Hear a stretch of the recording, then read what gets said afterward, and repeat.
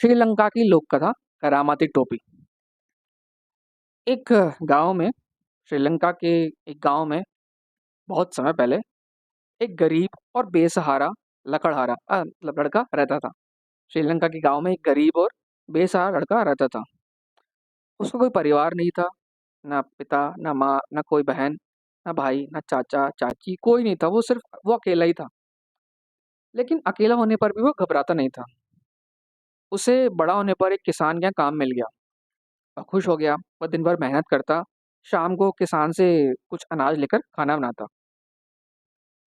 लड़के की मेहनत और ईमानदारी से किसान बहुत खुश था। उसे ऐसा लड़का कभी मिला ही नहीं था। कुछ दिनों बाद किसान ने उसे खुश होकर एक बैल दे दिया। बैल पाकर लड़का बहुत खुश हुआ। सोचने लगा, अब मैं बेकार पड़ी जमीन को जोतूंगा, फसल उगाकर अमीर बन जाऊंगा। तो बैल लेकर किसान की नौकरी छोड़ दी। उसने बैल लिया, किसान को धन्यवाद दिया और निकल गया और चलने लगा रास्ते पे। दोपहर की बहुत तेज धूप थी और वो किसान के खेत से बहुत दूर निकल आया था। लड़का अपनी धुन में बैल को लेकर जा रहा था। उसे एक आवाज सुनाई दी, ए लड़के। उसने पलट कर देखा, तीन आदमी खड़े दिखाई दिए। एक आदमी बोला, ये बकरा कितने का खरीदा तुमने? ये बकरा जो तुम लेके जा रहे हो, कितने का खरीदा तुमने? मतलब ये बकरा कितने का है? तो लड़के ने अनजान आदमी को समझाया, श्रीमान ये बकरा नहीं बैल है। मेरे मालिक ने मुझे भेंट दिया है, मेरी मेहनत से खुश होकर। तीनों आदमी हंसने लगे। पहला बोला, देखो इस पागल को, ये जरूर नशे में है, बकरे को बैल बता रहा है। दूसरा बोला, तगड़ा बकरा हो तब भी कोई बात हो, ये तो है कितना कमजोर, इसे कोई तो मुफ्त में ही न ले, कौन जाने कब दम तोड़ दे, मतलब कौन जाने कब ये मर जाए। तीसरे ने थोड़ी सहानुभूति जताते हुए कहा, देखो भैया, ये लड़का बहुत गरीब मालूम पड़ता है हमें, इस बेचारे की हमें मदद करनी चाहिए। चलो 4-5 रुपए देकर ये मरेल सा बकरा खरीद लेते हैं। पहले आदमी ने अपनी जेब से 5 रुपए का नोट निकाला। मतलब ये सुनते ही पहले आदमी ने अपने जेब से 5 रुपए का नोट निकाला, लड़के के हाथ में पकड़ा दिया। लड़के को समझ नहीं आया कि हो क्या रहा है, वो कंफ्यूज था। इससे पहले ही दूसरे आदमी ने बैल की रस्सी अपने हाथ में ले ली। दूसरे आदमी ही ले ली दूसरे आदमी ने बैल की रस्सी उसके हाथ से ले ली। लड़का बड़ा सरप्राइज होकर देख रहा है ये हो क्या रहा है। वो चिल्लाना चाहता था पर बेचारा गुमसुम खड़ा रहा। उसे लगा कि ये बैल नहीं, ये बकरा है। उसे मालिक ने बेवकूफ बनाया या फिर ये बैल ही है और ये लोग मुझे बेवकूफ बना रहे हैं। वो समझ नहीं पा रहा था। तीनों आदमी बैल लेकर एक अलग ही दिशा में जाने लगे। मतलब जिस डायरेक्शन में जा रहा था उसके अपोजिट डायरेक्शन में वापस जाने लगे। लड़का दौड़ता हुआ उनके पास जा पहुंचा। अब तक उसे थोड़ी सी अक्ल आ गई थी। उसने उन तीनों आदमियों से कहा, भाई साहब आप लोग कितने दयालु हैं, कितने अच्छे हैं। आप मेरे बकरे को ना खरीदते तो मैं भूखा मर जाता। लेकिन मैं अकेला और बेसहारा हूँ, मेरा कोई परिवार नहीं है। क्या आप मुझे अपना नौकर बनाकर रख सकते हैं? क्या आप मुझे अपना नौकर बनाकर रख सकते हैं? तीनों आदमी लड़की की बात से बड़े खुश हुए। उन्हें लगा मुफ्त का नौकर मिल गया है, तो उन्होंने हाँ भर दी और उसे अपने साथ ले गए। लड़का बहुत बहुत ही मेहनती और ईमानदार तो था ही सही। कुछ ही दिनों में उसने तीनों का दिल जीत लिया।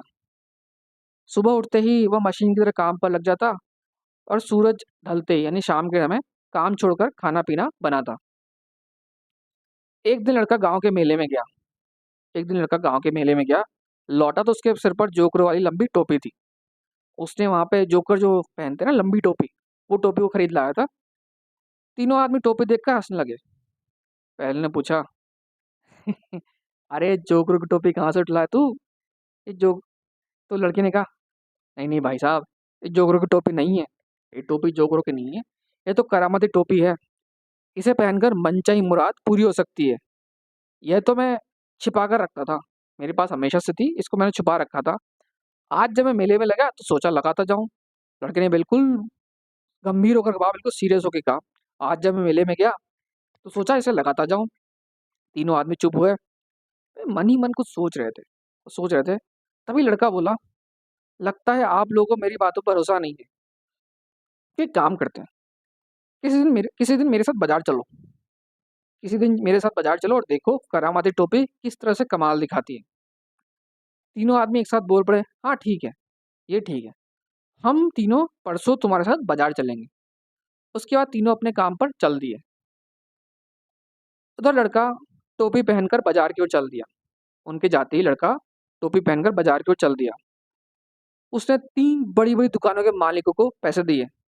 उसने जो मेहनत से पैसे कमाए थे, वो 3 बड़ी-बड़ी दुकानों के मालिकों को बुलाया और कहा कि देखो, कल मैं अपने दोस्तों के साथ आऊँगा। कल मैं अपने दोस्तों के साथ इस बाज़ार में आऊँगा। जो कुछ भी माँगे उन्हें दे देना। जो कुछ भी खाना चाहे उन्हें खिला देना। उनसे पैसे मत माँगना। ये जो मैं पैसा दे रहा हूँ तुम्हें अभी एडवांस में इसी के लिए है। ठीक है?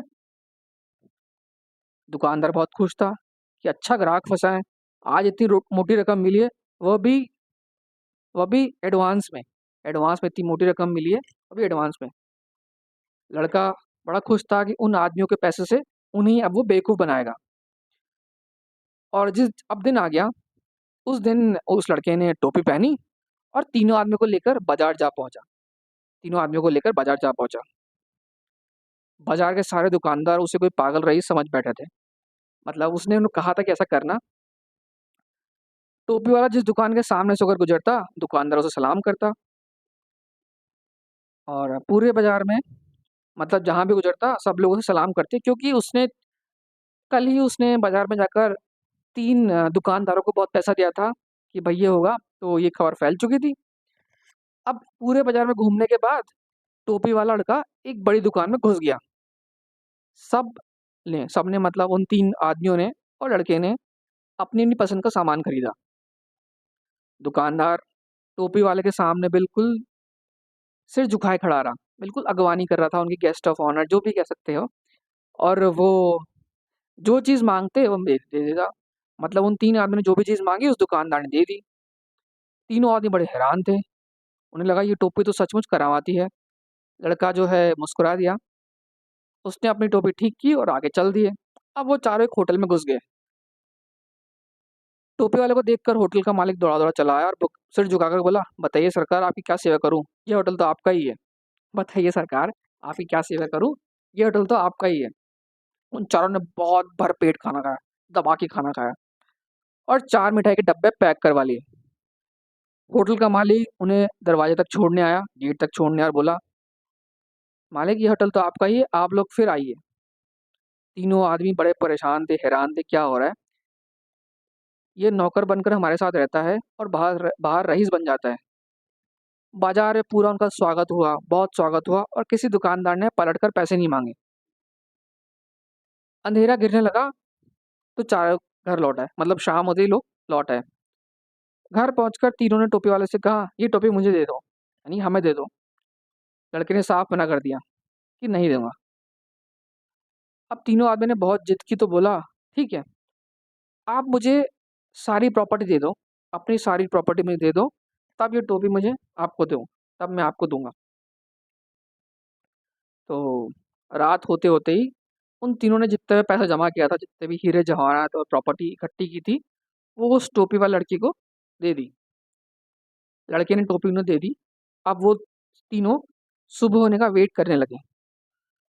लड़के ने सुबह तक का वेट नहीं किया। जैसे ही उसे पता लगा कि तीनों भाई खर्राटे मारकर सो रहे हैं, उसने सारा सामान बैल पर लादा और अंधेरे में ही निकल गया। सुबह होने तक लड़का बहुत दूर चला गया था। अब उसे नई ज़िंदगी शुरू करनी थी। सुबह होते ही उन्हें दिखा कि वो आदमी वहाँ पे नहीं है, वो लड़का वहाँ पे नहीं है। तीनों आदमी ने देखा कि वो लड़का नहीं है, तो उन्होंने सोचा कि अच्छा ही हुआ चला गया। अब हम इस टोपी का अकेले इस्तेमाल करेंगे। तीनों आदमी ने टोपी लेकर वो चल दिए। एक आदमी उनमें से टोपी पहनी और उसको लेकर बाज़ार में चल दिए। वहाँ वो एक होटल में पहुँचे और खूब पेट भर के खाना खाया। जैसे ही होटल वाले ने बिल दिया, उनकी आँखें फटी की फटी रह गई। इतना महँगा बिल!